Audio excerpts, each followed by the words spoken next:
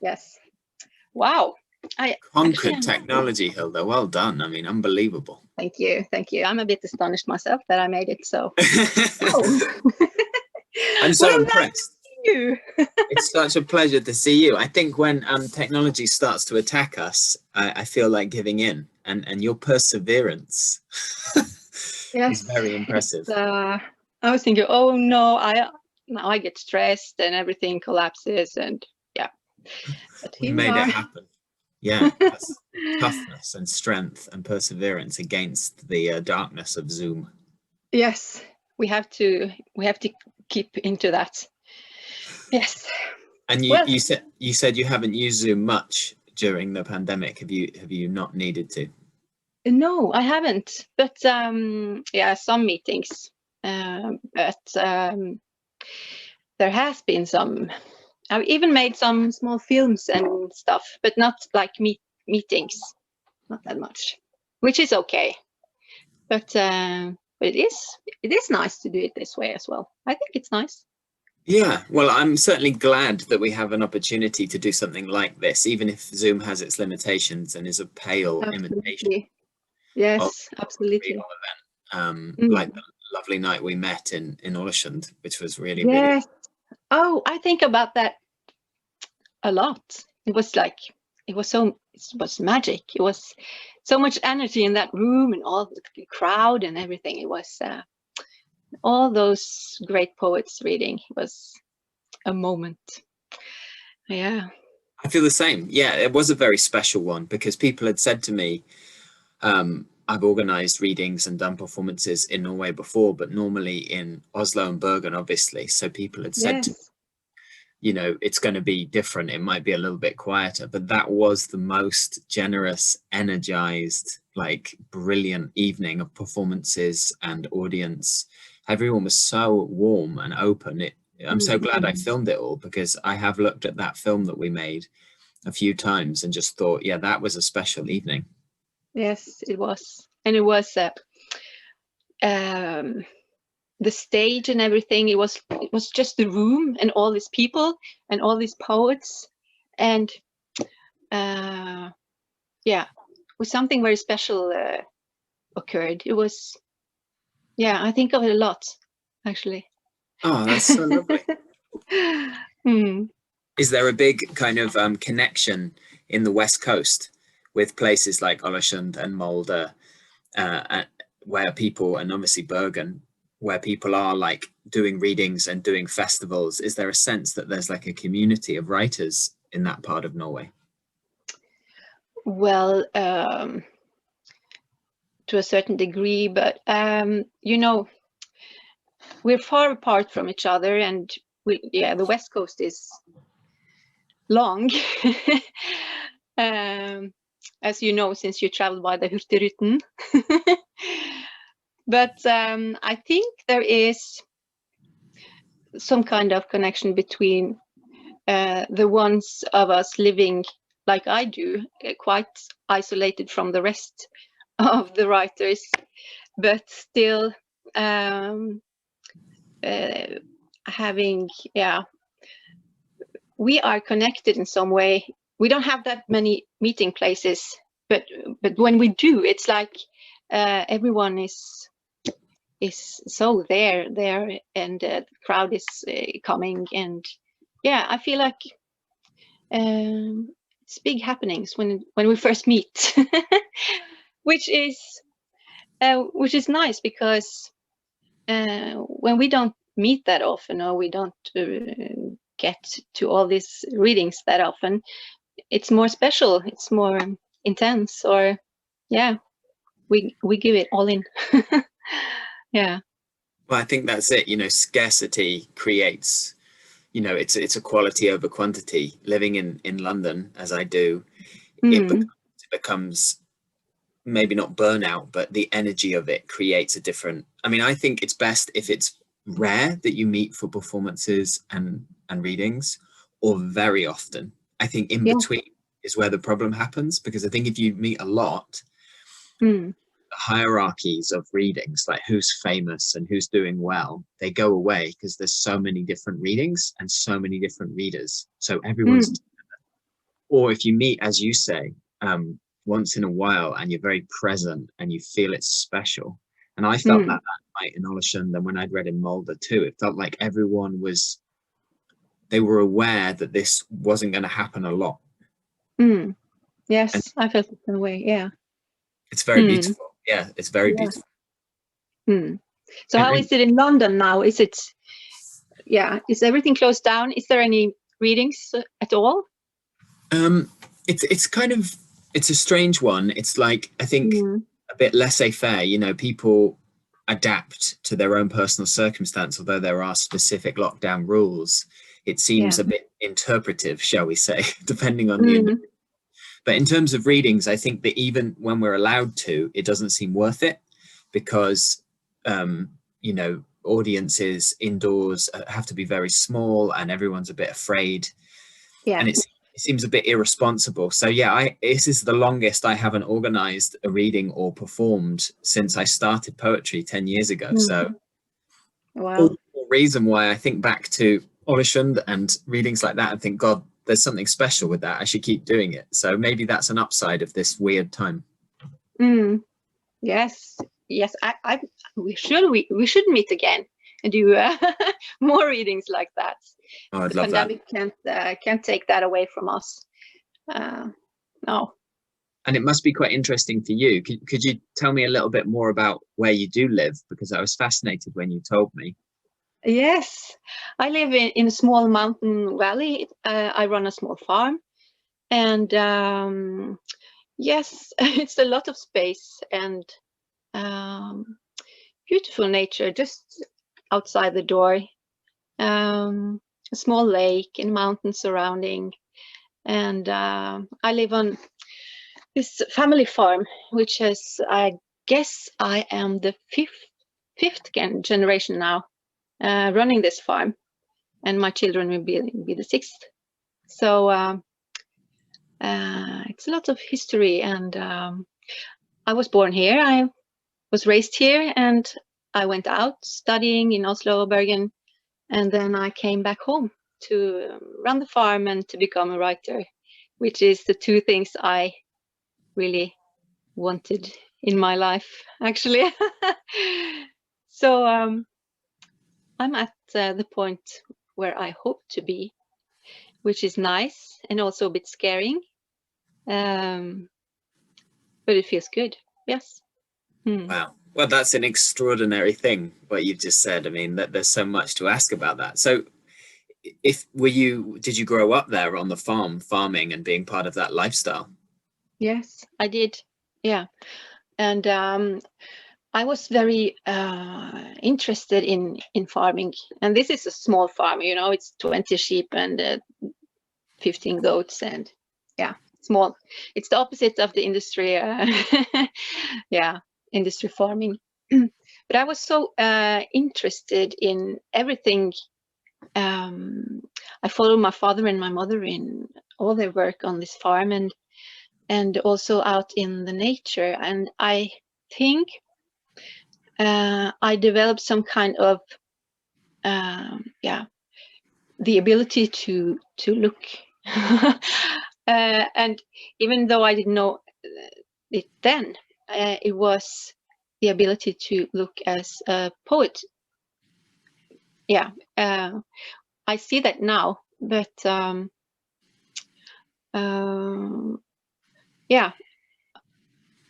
think this interest in animals and in nature and the way things work out, and the closeness to the cycles of nature, and all what nature is for us, and the opposite was good learning for becoming a writer, I think. Yeah, absolutely. And if farming then is in your family as a tradition, is the same true of writing and poetry? How did you form that kind of ambition, being in that environment, to become a writer? Because it sounds like you've had a clear vision. When you said, I am at the point now I wanted to be, that's that's a really remarkable and admirable clarity that you seem to have. So how did it begin? Was it given to you by your family or something you discovered? Well, well, my family has always been very, they have written, but not published books, but it's always been easy to use written words. And also always been reading a lot of books in the home, you know, reading out loud for every night and so on. And but I was very young when I first had this clear thought that, okay, maybe I can become a writer. You can be a writer. There is someone behind all these books we're reading every night, you know. And I think I must have been about 10 or so. And my parents and my teachers, they were all like very encouraging. And I saw that I had the imagination and I had the possibility to write stories. It was easy for me in a way. And but still, this was at school. I wrote these long stories, and but at home, when I wrote for myself, it was always poetry. And I sat in my room writing poetry at the age of 10 or 12. And I always came back to that, the poem. It was, I found something there that really, still sticks with me. Do you have a sense? Do you have a sense of where that's come from? Do you think it has come from your environment, or do you think it has come from you in terms of the experiences you have? Because I think most things are in between, but for example, I think my writing is pure chance. I happen to come across poetry at a certain moment in my life. It could have been cooking, it could have been gardening, it could have been farming, and it just happened to be because I found it older when I was in my 20s, and I just thought, oh my God, there's something in this which connects to me. Whereas other people feel like there's something fundamental. Like even if they tried not to write poetry, they would still write poetry, even if it was never published, even if it was for the desk drawer. So I wonder how you feel about that, if it happens so young in your life. Well, I'm not quite sure. I haven't thought of it that way because it's always been there in a way. But whether it was learned or because of the environment, I'm not sure. But I'm sure the landscape and the way I live does something to me and my writing. And well, obviously it does, because I have published three collections of poetry for adults, and all of them is circling around this farm. It's almost like a trilogy, and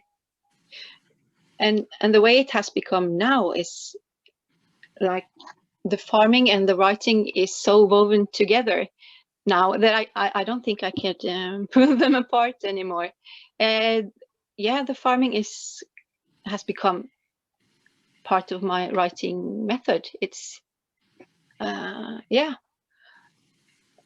because when I'm out in the farm or the barn or feeding the animals or talking to them or whatever, I still work on whatever I'm writing on at that point, because for me writing is, or for me and for everyone, writing is not just typing down the words. It's the thinking, and it's the whole process and the mind.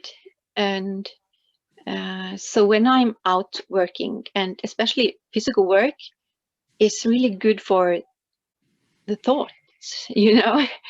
It opens something, and it's not just only the material, because I use the farm as material, raw material, but it's also yeah, it's woven together. It's life and writing is has become one. Yeah, I think so. Amazing. I think that's. I don't know if I answered your question, but yeah. It sounds like a lot of my follow-up questions are about kind of then your feeling about the historical connection between agrarian rural living, nature, should we say nature and poetry, because it's quite a complex thing, especially in the 20th century.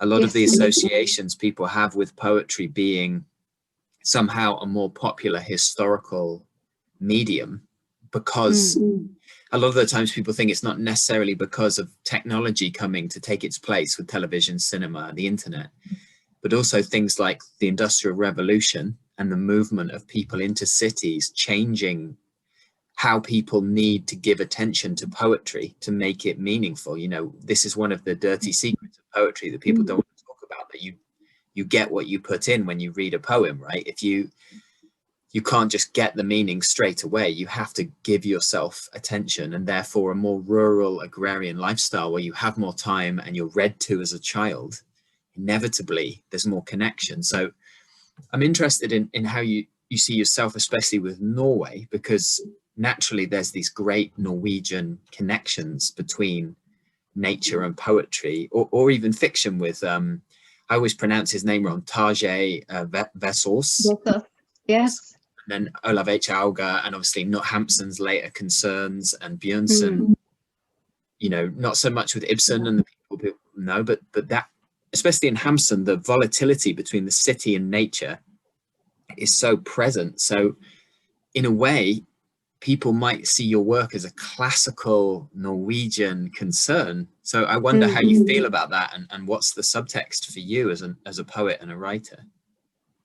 Well, I think, well, that's very interesting, because yes, there is a very strong tradition of nature throughout Norwegian literature, but in our times, as the times are developing now, it becomes something else. It feels more urgent, and it's more important than ever to write about nature.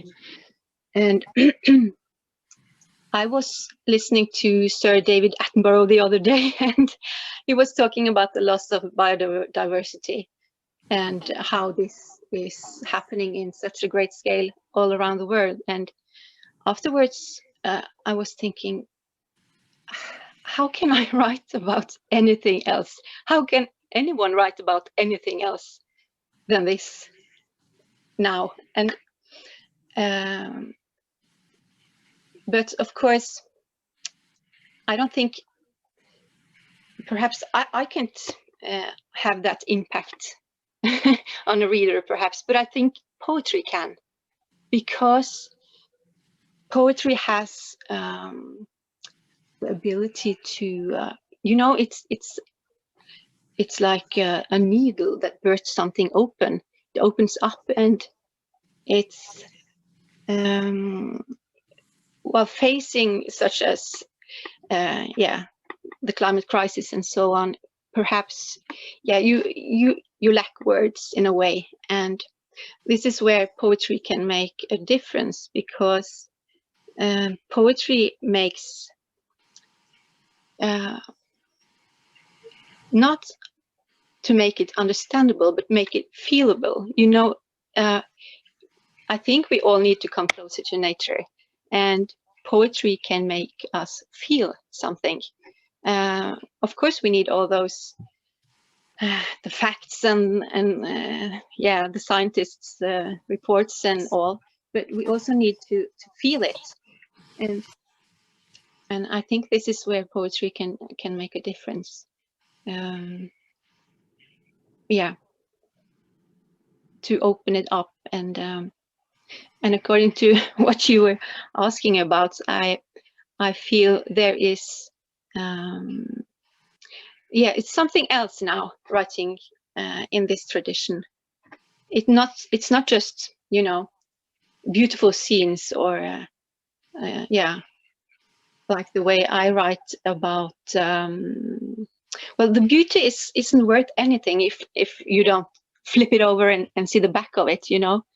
And I want to do that. I want to show the rawness of nature and the brutality and the cycles and how we all is connected to that. We cannot live without it. We're part of it. So that's what's beneath all that I write. It's kind of a ecological thought, yeah. And I want to write poetry which is somehow organic and alive, yeah, to show show this. If yeah, it feels important.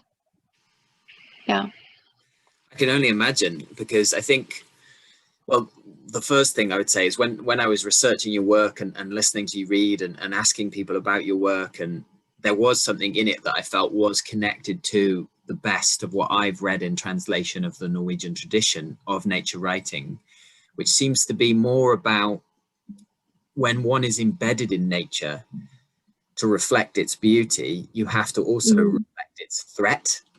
So there's yes, a kind of menace, and you seem interested in superstition and like the unknowable. It's almost, and I found this in a lot of really interesting contemporary Norwegian nature writing, but also historically, someone like Tage Bassås, there's always this symbolic yes, threat of darkness and the woods and the reality. So I felt like that was something you were concerned with. absolutely. And yes, this science and yeah, something which lies underneath and like a threat or something dark, and perhaps perhaps is it death or something, yeah, you know, the darkest things beneath. But I like to sort of right on top of this darkness, but now and then let it come up to the surface or so. So we have to, yeah, the contrasts is important, because, yeah, like I said, beauty isn't worth anything without the opposite. And yeah, science in nature and something which cannot totally be explained, or and nature is like a well of science. And you know, when I live like this as a farmer, you get so close to nature, and also the science and the seasons and everything is changeable, and still there is this constant, like I feel this farm it's a constant in the middle of nature where everything is changing all the time, and that is why I write with this farm as, yeah, everything springs out from this farm, and yeah,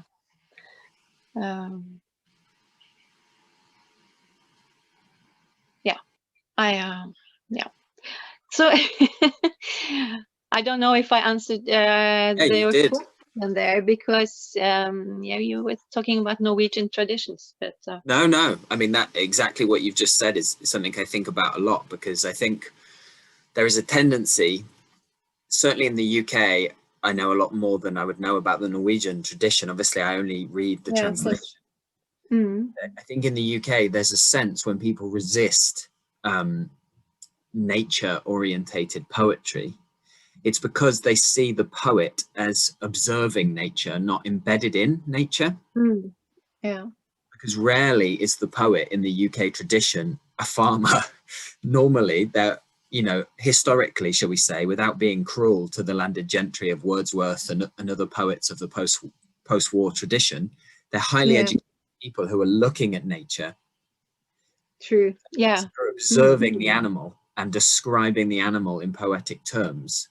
Whereas there's a tradition, it seems, especially in Scandinavia, in Norway, maybe in even some of the dodgy conceptual ideas of Heidegger and people like that, that being in nature is the consciousness. Yes. It's changed. I mean, what it must be for you to look out on your farm at 1 o'clock in the morning in the middle of January. That's what your writing's about, I think, not about seeing a fox run by. Yeah. I hope so. I hope the reader can feel that when they read my poetry, because it can't be just surface or observations. It has to be something else. And I am lucky enough to be in it and see it from the inside, and describe it from my point of view, which is quite rare also in Norway. It's not that many poets living on a farm and writing from this place. But yeah, if I can show something more than just observations, I'm very glad. I try that.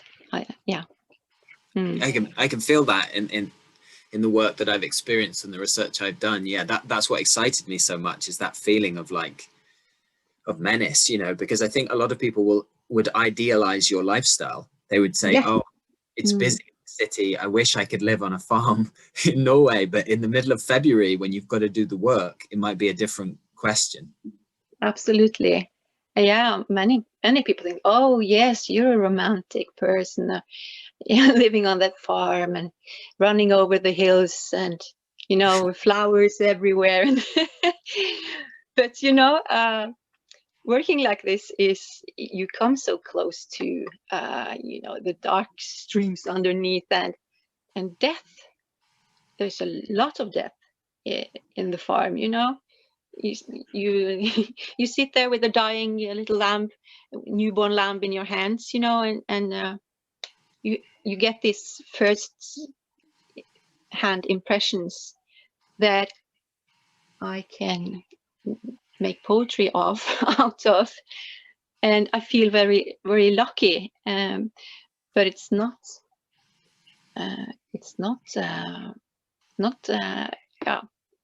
a romantic kind of view. It's hard work, and but it gives me a lot, both in my writing and in my life. Yeah, that's the reason why I came back. Or else I wouldn't have. So, and now it feels like a necessity to be here to write, in a way. So I can't step away from that, I think. Yeah. I think it's a gift for people that you do that, because I think, you know, Norway's population compared to England is so full of human beings. There's very little of that, but Norway is still wild. And I know Norwegians have a great relationship with their country and with nature, but for you to live the lifestyle and bring it back to people in a way that probably the whole country used to live to a certain extent very recently, True. It's kind of a gift. So I wondered, did your writing change when you moved into the city? Because I think you studied theatre in Bergen, is that right? And then you also studied in Oslo. Did something happen to you? You were like, oh, or you always knew what you wanted to write? Or did you think, oh, the city has a different energy in the language that I'm going to use and the way I'm going to write? Well, yes, it changed. It was, I haven't always been writing about this, about nature and using the farm as the material for my writing. But it was actually when I was out studying literature and theater, I suddenly realized this, that I have this gift, as you say, that I can use this to write. Because before that, I tried to do everything else in writing. But it was when I lived in Bergen studying, I found out that my God, I have to use this. I have this first-hand material that and I tried to write something about it, and response was overwhelming. And this is when I was attending the Skrivekunstakademiet, you know, in Bergen. So we were students writing all the time and getting feedback and so on. And then I realized, okay, I can use this. This is mine. It's mine, and why not use it for what it's worth? Because that's a lot, actually. Was really nice to discover that. Yeah. So if it was like because I was sitting in Bergen thinking about my home in Syltedalen, or but I'm so glad I understood that. Yeah. I think that's something I've been through, and other poets too, where you start somewhere, you're almost trying to get away from it because you're so close to it, and you realize later on, wait a minute, that previous life experience, that's the real material that is authentic to me, and that's quite hard to realize. Exactly. Yeah. So yeah, and I'm glad I and actually the year after this, the year at Skrivekunstakademiet, I published my first collection of poetry. So something must have really got to me there, and it did. It opened so many possibilities for writing, and it became much more closer. It became something that I felt, okay, this is actually my material. I didn't have to search out.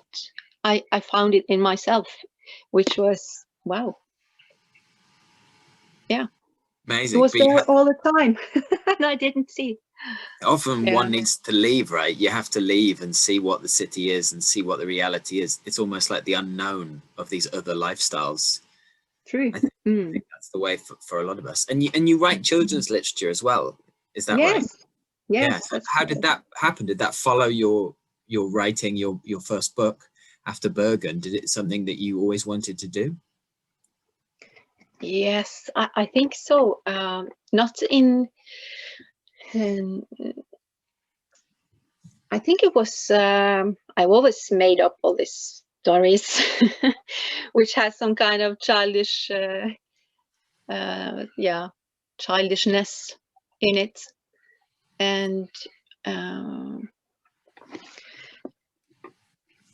I had I've always been fascinated by children. They're so open-minded, and I can feel that very often. They're so different listeners and readers from the adults, and they're like they can stay in a poem while an adult is like scanning it for meaning, or while children just go with the flow somehow, and they're like small little mirrors when I read. You know, you can see the words just reflecting in their minds, and I think this fascinated me so much that I would love to have such little readers. So my first picture book was actually a Christmas tale So this book always pops up nowadays when it turns into December, and it's out there. Yeah. So I've written another picture book, but also poetry for children, which I find really interesting. Wow. It's not.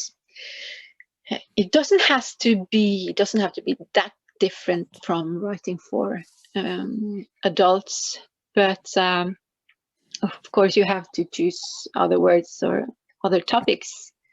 But still, it's the same work about working on images and shaping sentences and and also the chance to get your work illustrated is also fantastic. I mean, yeah. Does your children's writing explore similar themes about nature's kind of, not necessarily threat, but the superstition, the unseen? Is it a similar idea? Yes, it does, absolutely. And my picture books is very much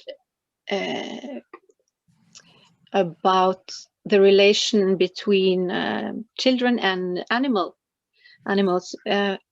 You know, there is something magic about that. It just sparks up between this small person and an animal, and I find it really fascinating. So there it is again, you know, the closeness to nature and the animals, and the way to understand another living creature, another species, which is astonishing to know another species. I mean, wow. It's really it opens your mind to know. Yeah, you know, all my sheep have names and they're individuals. Yeah, they do. You know, and I love to be a contrast to the industrial farming, because they are individuals to me. You know, you give someone a name, then you see them, which is very important for me. Yeah. Well, because you live that every day, and your family has your expertise there. It's wonderful that you bring it to other people, especially children. I mean, I have to say that Norway, in my experience, has a really good sense of that, of people trying to see themselves in nature, in terms of mortality, in terms of animal creatures. I think perhaps we could do with that experience here in the UK, in supermarkets and things like that, where people are just so divorced from the reality. It's one of the great moral blind spots of the modern era, I think. So it's wonderful that you do. Please name a future sheep Steve. That would make me very happy. Oh, of course I will. Yes. You can send me a picture of my namesake, Steve the sheep. I will. That would be a great honor for me. Yes, you have to wait to spring then for the new ones to come. But I will. Patient. I think perhaps 2 males called Stephen and Steve. Oh, that would make me so happy. If I could get that picture, I would frame it and put it on my wall. You know, that's like the kind of honor that you don't get rarely. A poet deserves sheep named after them. That would be so good. That's beautiful. I promise I'll put that. You'll have to come visit them then. And I'll take you up on that, and I'll get a picture with them and I'll put it on my wall. The 3 Steves. Little woolly Steves. Oh, that's so sweet. I'm pretty woolly myself, but probably couldn't compete with the Norwegian Steves. I have one more question before. It would be lovely to ask you if you have some poems to read. I think you've got some translations. Yes. So nice. But I wanted to ask you about, I'm not super educated on it, and I tried to find out about the Norwegian that you write in, but I wanted to ask anyway, because I was researching you and a lot of the information is in Norwegian. I was a bit limited. I'm sorry about that, but I'm interested in how Norwegian as a language was formed, and nynorsk, and is it bokmål? I think the different ways that the Norwegian language is, because it's my understanding that Nynorsk is kind of a West Coast version of Norwegian. So I wonder what your relationship was to Norwegian itself, like what you write in and how that operates. Well, I write in the nynorsk, and yeah, which is very close to the way I talk and my dialect, or yeah. So it's very natural for me to choose that. Even though in my early years I wrote a lot in bokmål, but the way I write, and as I said, it's really my writing is so close to me that it would feel really funny to use bokmål. So nynorsk is absolutely the language for me, and yeah, it's natural because of the way I talk, and also it's my writing is also close to my dialect, or yeah. So it's, yeah, it was a choice, but now it isn't anymore, because it's how it should be and has to be. Yeah. I think in England, you know, we really battered dialects out of our language because of the nature of centralized English, and obviously other nations, should we take Spain or somewhere, or where there's such a clear sense of what the regional languages are as different languages.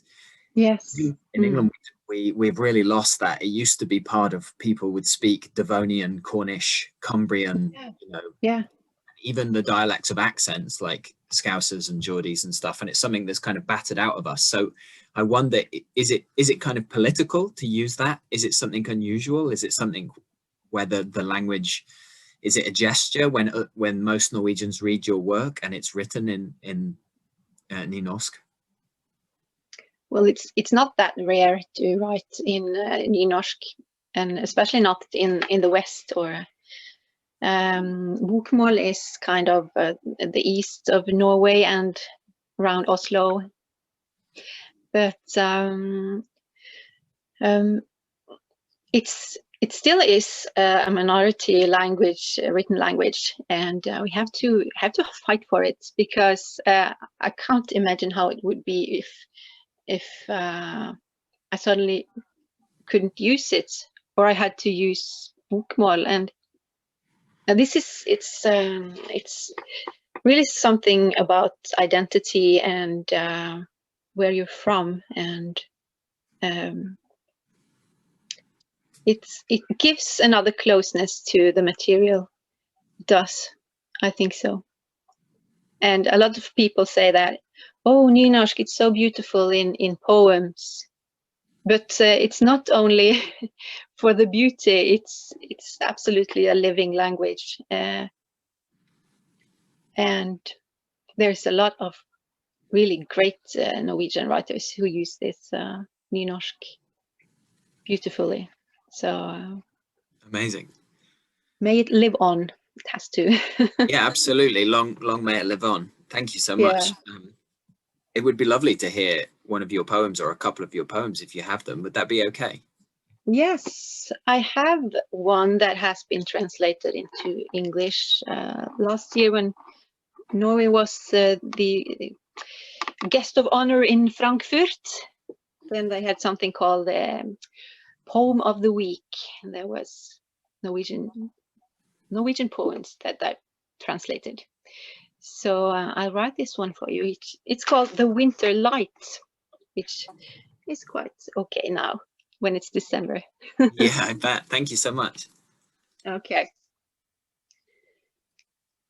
The winter light soaked up the remains of autumn. The fruit dried on the branches. It didn't fall that year. It was so quiet and nothing fell. The air was too viscous to sink through. Still, there were bird traces on the river every morning. Stipple lines the winter could put its name on, confirming that all shall fall. All shall fall and land. All shall land and die down. all shall die down and stiffen, like a bird to the ground.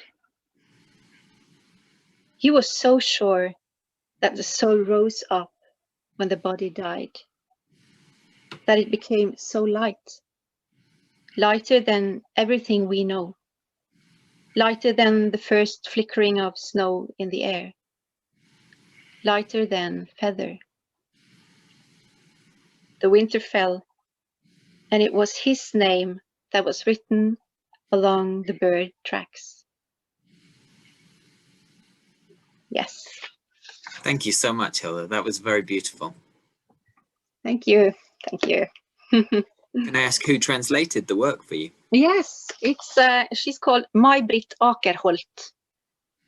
She lives in Australia, I think. Yeah. Wow. She did a very fine job, and thank you so much for reading in English. That's very kind of you. Thank you. It's not every day I read in English, so it's nice. You read beautifully. I want to thank you for your time. It's been so nice to talk to you. What a joy. Same. Yes, so nice to talk to you again, and thank you for having me. Yeah, it's been wonderful. I'm so pleased, because obviously the context is that I couldn't do the festival I wanted to do in person. So this seems to be like a nice way to engage with people all over now that we're kind of locked down. But I do hope in 2021 we can meet again, either in the UK or in Norway. It would be wonderful to have you in the UK. I'm sure people would love to discover your work here. That would be lovely, really. Yeah. And this series you do about, I have been listening to your conversations from Latvia and Switzerland. I think it's wonderful. It's so nice to hear the others talk about their poetry. And yeah, I feel like you connect us in some way. I feel a bond to all these people. I do. I think it's lovely. Thank you so much. That means a lot to me. I think I'm well aware that a lot of the time, especially in poetry, there's almost an ocean underneath the work that we're doing. And what people see, even if we're popular, which a lot of us aren't reaching huge volumes of people, it's just the boat on the surface. And if you have a chat with someone, especially at the level that their concerns are, it opens up a universe of interesting things, which I think just happened here. I mean, really what you're doing is so extraordinary because it seems so authentic, Hilde. You're just so rooted in something in your family and in generations. And I think that kind of intelligence with that kind of experience is so rare nowadays. People are so desperate to become something and they don't know what they are. Yeah. Yeah, I agree. It's nice to I was out in the world studying and living in cities and everything, but to come back home and doing what I do, feeling this connection with nature and writing at the same time, it's I think it's rare, and it's something that I'm proud of, actually. Yeah, I am. Yeah, you should feel that way because it's so clear how clearly authentic it is. And so for you to share that with people is kind of an act of generosity. So it's been lovely to be able to talk to you about that, because I think it's kind of beautiful and really rare nowadays. So yeah, it's a joy. Thank you so much, Stephen. It's a pleasure. Great. Well, we'll see each other soon, I hope, and I'll hold you to your word about naming the sheep after me. Of course I will. Okay. Brilliant. Thanks again. Have a lovely day. Thank you. You too. Bye now.